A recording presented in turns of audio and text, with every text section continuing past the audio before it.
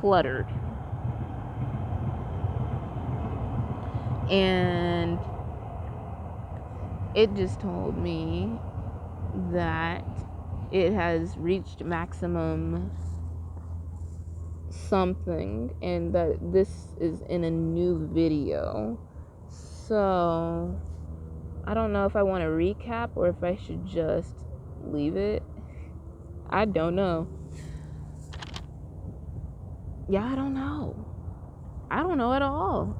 I don't want to like tell the story and it not finish. You know what I'm saying? Because this is not like a cut it type of thing. Like, I gotta say what I gotta say. It's my story.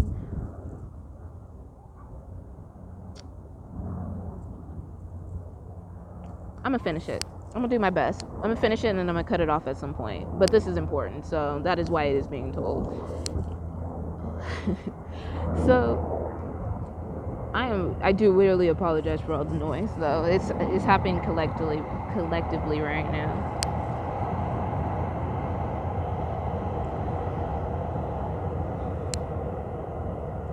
Thank you. Okay. So we had like bugs, like actual like I don't want to call them cockroaches because I feel like cockroaches are a certain size. Too big to be in my house. If I see them, I'm running. I'm out. Done. Peace. I can't do it. Like rice, mice, rats, anything like that. They're not. I can't do it. You gotta die, or you gotta go outside, or like it's just like you don't want to kill a spider, but if you can safely get that spider out, you can. But like if you have a bunch of bugs, then there's only so much you can do. Our house wasn't like dirty. It was cluttered because my mom. We don't like to use the word pack rat.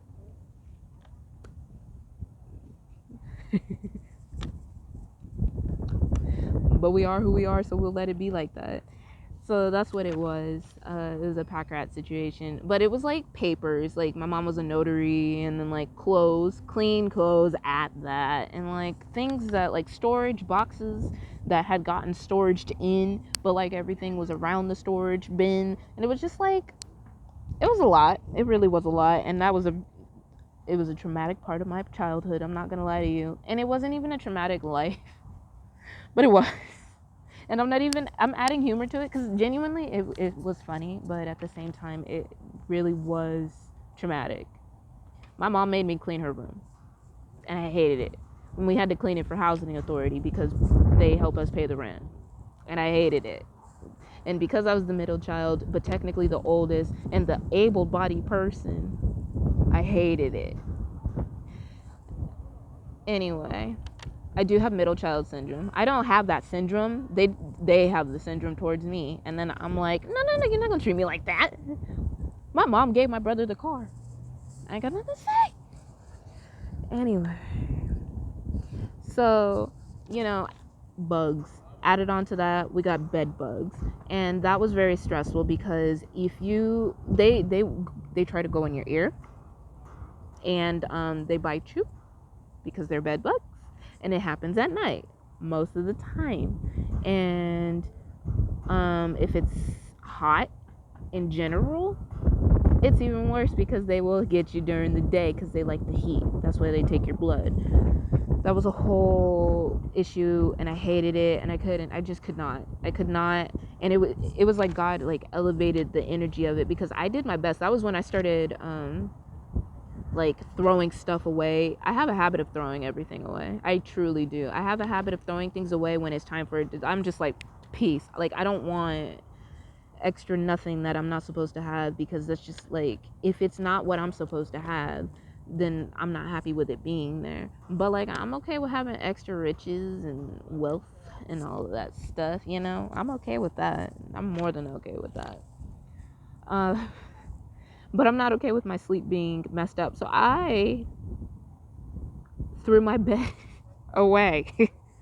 I woke up. Oh yeah, one day a bug, one of the bed bugs, they got in my ear, and I had already started working at my other 2 jobs. So this is my 3-job situation. So that's anxiety right there because these jobs were harder because now that I know that I'm an empath and I really understand more about myself, it was really because nobody in that workspace, they got really jealous of me because I would finish the work that I wanted, like that I was, because I was a prep cook in one area, in one restaurant, and I would finish early or I would finish on time and I would dip because I didn't want to be there, and I didn't want to be there for longer. And then once they realized that just because I have a big booty, I'm not going to talk to everybody. You would really think that people would really understand people by now, but it's like you see somebody with a certain something and you really just think that they're going to do what, you know?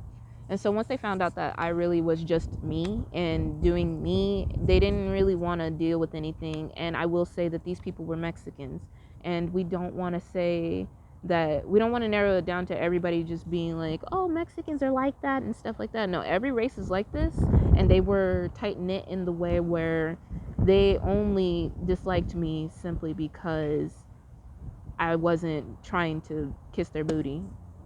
That really is what it is. And they started being shady, and I started picking up on that energy, and I started to get physically sick.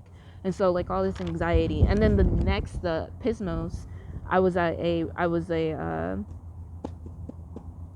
on Fish Grill. I think that's what it was called, Fish Grill. And that one was the hardest station, and they gave it to the new person that they hired because they thought they did a good job on salads, garmage. And that's what I was hired to do, and I finally got a hang of it, and I was like, all right, I like this job, you know? And then things started getting difficult, and then I started like upping it up because I'm not gonna get beat down when I just got this job, you know? When you're trying to get a job in your trade and you're happy that you even got the job and they want to keep you and you can do your best, that's something you don't take for granted. And it was my first time actually somebody being like, I want to keep you, you know? Me and Ed's, that just happened. But this one was just like, it happened, it did kind of just happen, but I had the choice, and I did want to be there because it was an extra, like I was getting paid 11, and I believe minimum wage was like 10.50, you know, a couple nickels and dimes. But I don't think of it like that. I thought of it as good because I don't come from a family where money just pours from the sky, you know what I mean? So it was a really good opportunity for me, and I'm glad that it happened. But it was a very stressful time of my life because due to that, everything that was happening in my personal life was terrible. Because as a Sagittarius, as me in my path, especially knowing who I am now, and as someone that's just coming into the world, and as a female, and as a human in general, I just wanted to be in love with someone. So my priorities were straight, but they have always been highly centered around love. And this was not self-love for myself, even though I really every day was genuinely me trying to be a better me, even though I didn't really know what self-love even really was. Like, I didn't get it. Like, I just knew that you should, talk good about yourself and, not be so rude to everybody, including yourself. So I always did my best. But like feelings, babies, I love cats, but I love my own animals more than anybody else's. But at the same time, like, now my heart is a lot softer, so that's different. But I'm still pretty much the same way. I'm just a lot more vulnerable and squishy. Well, we ain't got to talk about that. So I would wake up and I would not want to go to work. I would be feeling like I'm gonna throw up. I would be feeling like I need to call in. I don't call in for work. Mia does not call in for work. Mia does not call in for school. I hated missing school for any type of reason whatsoever, unless I was like in tennis and we were going to a game, which that never happened because I was in JV. So our games were always like after, like, not varsity, because varsity you leave during class and stuff, but you would have to work a lot harder. So that's different. But I'm not the type to skip nothing if I'm supposed to be there, and definitely not on purpose. I'm not God, so I've definitely been late to me and Ed's. I was gonna say work, but like I've never really been late to any other thing. I think it was because me and Ed's was such a big lesson in my life every single day that that's just what it was meant to be. And not the only time, actually, it happened like once a year. Not even once in a year. we're not even gonna get into that right now. But basically, on top of all of that anxiety happening, and I don't even believe I knew that I had anxiety at this point. That was the problem too. I didn't understand why I was feeling so dark. Like, I hated everything. And it wasn't even like hating people in general. It's just like, I hate my life. I hate everything. I hate it. I hate it. I hate it. And that I would just repeat. And throughout the day, I would just be like, I hate this. I hate this. Fuck my life. But I wouldn't say it like that either, because I never really cared for the F word. But I would use it if I felt like I needed to be a little bit fresh. But that's just distorted masculine energy that I'm glad that we've gotten a handle on, because harsh cuss words are not for me. But at the same time, there are certain songs that I like to sing. There are certain emotions or intentions or words in general that I do need to say when I need to say them, so I don't put myself in a box like that. But genuinely, I talk like this. Like, the way I talk is the way I talk. And basically, that all added up, not knowing what's going on with me, but knowing that every time, oh yeah, I cut my days of work down too. I ended up quitting one job, and it wasn't me and Ed's. I didn't quit me and Ed's until the end. But I ended up quitting one job because I didn't want to. I didn't want to be at the fish grill no more. It was too damn hard. And they gave it to the new kid, and nobody would help. And then all the waiters, servers, I think they were expos, but like servers and stuff, they would walk through my path when they could walk through someone else's, and they weren't even allowed to walk through my way. And it was just so irritating to be in that situation where I felt like this 8 hours is not worth it, especially because I have to rush from here to go to work. And then I got a speeding ticket. It was my first speeding ticket. My only speeding ticket. I'm a great driver. That's the thing. And the cop was like, I understand. I was like, I'm just trying to get to work. And they're like, they gave me a lower price. He's like, you went higher than 75, under 80. I was going 81. So that's not true. But he was very understanding, and I didn't act up. And so it wasn't really a big deal until I had to pay it, because then I had to like travel to go to the courthouse and pay that. Just pay it online anyway. And that's like $343. That's money that I didn't need to spend on that. And so yeah, that all added with the bed bug situation. And I woke up one day and a bed bug was in my ear, and I freaked the fuck out. We'll say that out. We'll say it like that, because that's an understatement. I didn't scream. I don't know if I'm a screamer when it comes to certain things. It's just like you panic. It's like not even. It's just, I don't even know. It was just like, what do we do? How do we do this? What do we do? Like, we didn't have tweezers. I didn't know what to do. How do I get this out of my ear? I couldn't do this. Like, I didn't know what to do. Like, it was an issue. And so I did get it out. And as soon as I got that mug out, I woke my brother. I said, Mizani, we throwing the bed away.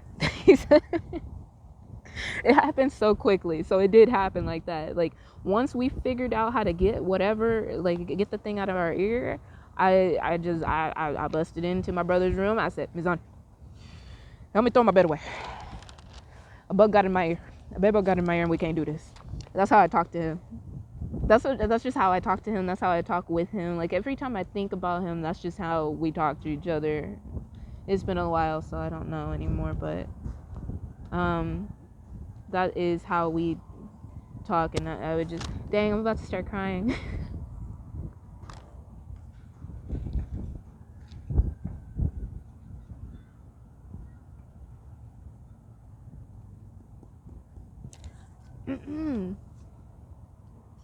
I'm trying to get through this video, because that is the important part right now. But I really do love my brother, and I miss him, so I will not hide what I'm feeling right now. But I would love to move on, so we're gonna go past that point. So we threw the bed away, and then after that, I ended up staying with, I won't disclose his name because I don't know if he would be okay with that. Everybody else in my life is free game, but since we are not really, we're not friends, but we're really not friends, like, at this point, because our lives just definitely took us in a different direction. We did end on good terms because we, like, I checked in on him and we hashed it out. It wasn't even a hash out, it was just like closure. Good. So me and my ex at that point, he wasn't my ex yet, but I ended up staying with him primarily because it was easier for me throughout the week, because my mom and I would switch vehicles, because her car was fairly new and it would do the things that cars are supposed to do, well. It did it well, and less gas money. But my mom had given me, she wouldn't let me do whatever I wanted with it, but yet I had to pay all the bills, given me the Ford F-150 truck. So it was 1966. Good luck. And so it was like we would switch so that it was easier, because from Fresno to Herndon is not just a hop, skip, and a jump in that truck. It was a vampire. It has died multiple times until it made its final death, and rest in peace, because it is no longer with us anymore. I told my mama not to do it, and she did it. That's the end of that part. And so that would be the only time that I would come home and switch with her, and then I would dip right on out, and I would wash my clothes in hot water, and I would put them in a new trash bag and just like tie them up real tight and put them straight where they need to be, right? So I did my part to make sure that these things were not following me, because I wasn't even staying in the house anymore. And I would say not staying in that house anymore, because I was still paying rent, so it was my house, and it's, not still my house, but it was my house. Like, it never stopped being my house. I never moved in with anybody else, but I definitely moved in a way, and it was simply because I could not get a good night's sleep, and it was terrible. It was absolutely terrible. I cannot have my sleep messed with. Some people don't feel that way. Some people know exactly what I'm talking about. I cannot. It's like, it's a deal breaker, and that's something that God has definitely shown me in my life, like, throughout the development of this whole journey, is if he wants to really get to me, he does something when it's just me. When it comes to other people, it's really easy for me to handle things. Fairly easy. Fairly easy. But when it comes to me, I I can break down if I want to. And so I do. And at the same time, how do we fix this? Because that's not going to fix anything. So a little bit of everything right there. I like this shirt. I like this bra. This is a bra. I just wanted to share that because I didn't get to film yesterday the way that I wanted to, but I did. I really wanted to. I was going to say that I was going to cut this part off, but we're at 51 minutes right now, and it already said it cut it in two. So I don't know. I don't want like one 8-minute video explaining part of a story, so I wanted to finish that part. So we're just going to leave this part right here. So that I can continue in a video where I know it won't cut off on me, because I have plenty of time to continue what I'm doing and then upload what has already been done. And this is a long story, so it's my life. It's not a nutshell. It can never be a nutshell. It never should be a nutshell, and people really should stop being nutshells, because we're all nuts. Get what's in it, the meat, what's good. That was too good of a metaphor.